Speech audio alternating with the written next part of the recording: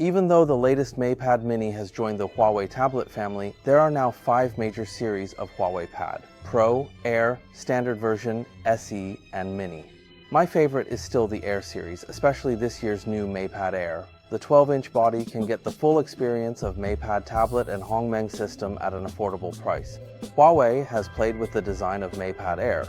Different from the pure one-piece metal body of the Northern California tablet, the new MatePad L uses an electric surge process and adds some natural mica powder to process and color it. It has the texture of metal, a little glass, and the warm feeling of fiberglass. Starting at $3,099, MatePad L is positioned as a productivity tool for young and trendy people. The appearance does have that flavor, but what about the inside? It is said that buying a tablet is about the big screen and the experience of the big screen. With the positioning of Air, the 12-inch screen is only a circle smaller than textbooks and magazines. It is convenient for surfing and taking notes in horizontal mode, and reading and watching short videos in vertical mode. It is not stressful to put it in a school bag, handbag, or even a larger shoulder bag. I think this size is just right. 2.8K resolution and 144Hz high refresh rate are top-notch on paper, but the actual performance can only be determined by laboratory testing. We used CS2000A to conduct a comprehensive test of this screen. The quality of the screen itself is still good. The maximum manual brightness is 599 nits, the global excitation is 1017 nits, the color temperature is relatively cold at around 7300 K, and the uniformity is very good,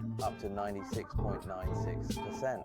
Low color temperature uniformity will visually appear as one area yellowish, one area bluish, or even a yin-yang screen situation. In terms of color gamut, the standard mode has adaptive sRGB coverage of 99.37%. P3 is also good, close to 97%, and the Delta E color accuracy performance is okay, under the 2-color standards. The system defaults to the best. In terms of the rear eye, this Air Blue Light Storm has a blue light proportion of 21.32% in the 457nm default mode, which is still acceptable, but this is not MatePad. The key point of the Air screen is that for an extra 300 Yuan, you can get Huawei's newly upgraded soft light screen. First, it can resist glare interference, and second, it has the texture of paper writing. Different soft light screens will have different effects. Here I found 3 soft light screens from different brands, ABC, for you to compare. The price increase is 200 to 600 Yuan, and the starting price ranges from 2,000 to 6,500 Yuan.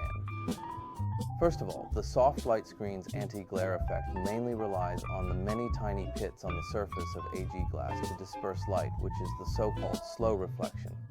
In theory, the more dispersed the light, the better the anti-glare effect. Here we use a warm light strip for comparison. You can see that MatePad Air has better anti-glare effect than Xiaobi and even better than XiaoA. The light is more dispersed, not concentrated, and there is less interference. The actual effect is similar to XiaoC, which sells for more than 6,000 Yuan. In use, you will find that the images displayed by XiaoA and Xiaobi are a bit blurry, like mosaics, and the lip color does not look so clean. There are more obvious small sparkles. The MatePad Air looks more comfortable. They are both soft light screens, and they cost 200 to 300 Yuan more. Why is there such a big difference? The answer lies in the panel under the microscope. This is the small pit under the microscope of XiaoA. There are many obvious and irregular sharp peaks, which are caused by the AG etching process not being uniform enough. This is also one of the reasons why, when you look closely at the screen, you see small sparkles. Xiaobi has a similar issue, though it's a bit better. As for Xiaoc, the peaks are not as sharp, and the AG etching density is higher, so the anti-reflection effect is better. The Mate Air takes the route of improving the etching process. Under the microscope, you can see that although the density isn't as high as Xiaoc, the small pits are made very evenly and smoothly. This not only increases the slow reflection rate and resists glare, but also reduces sparkling and preserves the visual experience. It's a more cost-effective and efficient approach, but it does require higher craftsmanship and precision. Anti-glare is just one aspect. For people who are used to writing or drawing on tablets, the biggest value of a matte screen is the paper-like writing feel. The MatePad Air also supports the latest M-Peso Pro Stylus with extremely low latency and hover operation.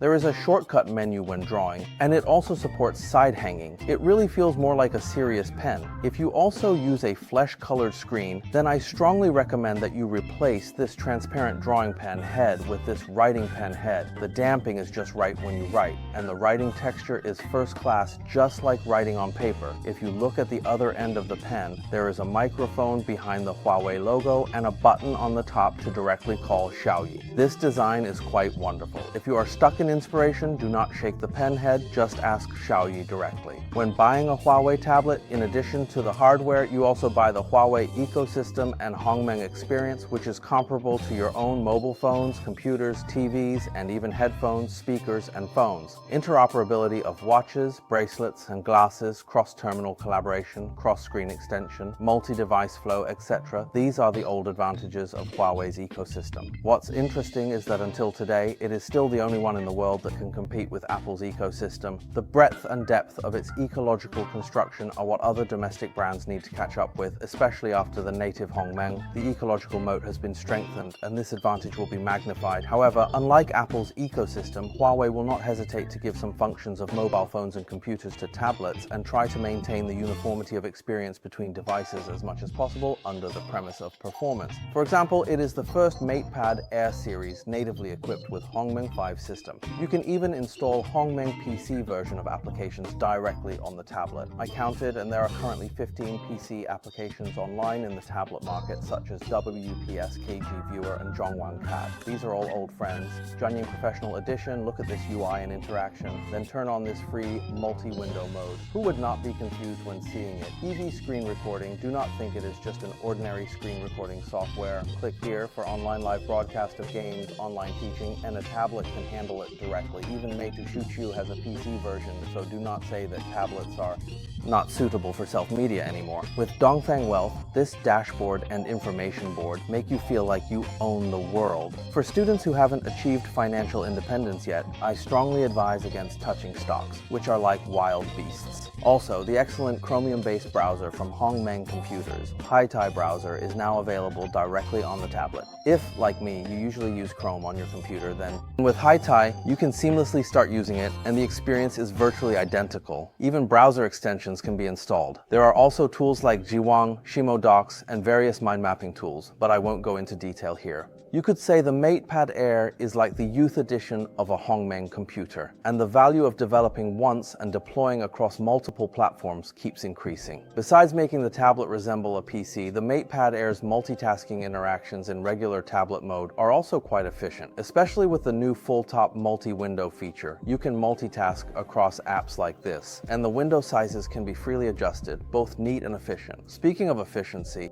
anyone who has used Hongmeng should already be familiar with Xiaoyi's capabilities. On the MatePad Air 2, I think the most useful feature isn't just summarizing content for me, but that after analyzing a document, it can directly answer my questions. When reading papers or reference materials, this is more targeted than just giving me a summary. It's really good for handling serious academic or work tasks. But what about when you want to relax and enjoy some audio-visual entertainment? Can it handle that? The 6-speaker setup features a design that separates high and low frequencies. We measured the device's overall frequency response curve, and it looks like this. Since mobile devices have limited cavity space, achieving good low-frequency performance isn't easy, but the MatePad Air does a pretty decent job here. If that's not intuitive enough, just compare it to the 12.9-inch iPad Pro and you'll get it. In the mid to high frequency range, both are about the same, but on the left, in the low frequency range, Huawei's curve is higher and flatter. Now let's play a short audio clip for everyone. Feel free to share your impressions in the chat.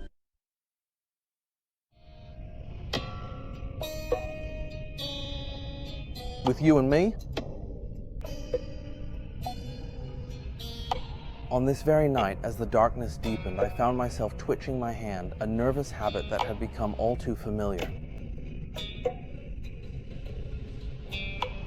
Until the profound and heartfelt longing within us grows ever deeper and more intense from this very moment forward, and the beautiful, flourishing years ahead truly blossom and unfold magnificently from this point in time onward, bringing forth abundant joy and fulfillment.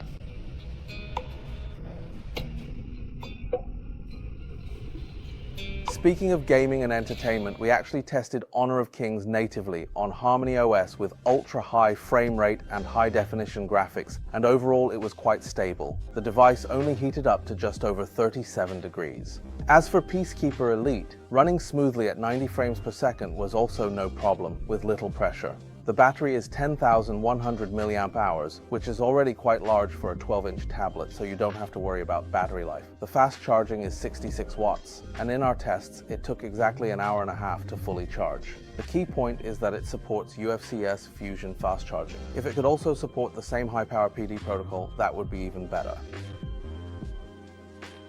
From the perspective of hardware experience in the HarmonyOS ecosystem, I think the 2025 MatePad Air is currently Huawei's most cost-effective tablet. It ties together youthfulness and productivity with a perfectly sized 12-inch body, a high-quality anti-glare screen, a handy stylus, impressive 6-speaker external audio, and performance that's more than sufficient. On the software side, you get the full HarmonyOS experience, Huawei's interconnected ecosystem, the practical AI assistant Xiaoyi, an easy-to-use multitasking experience, and PC-level applications that other tablets can only dream of. If you find the MatePad Mini too small, the standard SE version not powerful enough, and the MatePad Pro's specs more than you need, then the 2025 MatePad Air would be a great choice. Alright, that's all for this review of the 2025 Huawei MatePad Air. If you found this helpful, feel free to follow, like, save, and share. This is YLab, I'm Xiaoran, and I'll see you next time.